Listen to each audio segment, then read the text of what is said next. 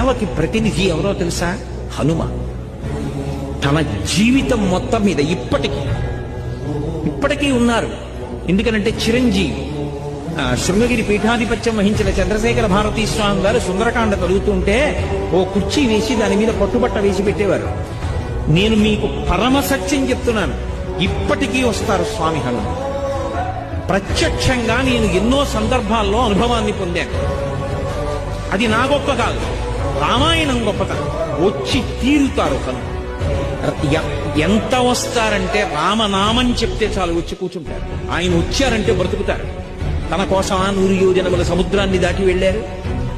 తన కోసమా, తన కీర్తి కోసమా? పరులకు ఉపకారం చెయ్యడం తప్ప తన జీవితంలో తన కోసము అని తానొక పని చేసుకున్నారు హనుమ అని ఆయన జీవితం మొత్తం మీద నాకు చూపించండి. జీవితం మొత్తం మీద తన కొరకు అన్నది ఒక్కటి చేసుకు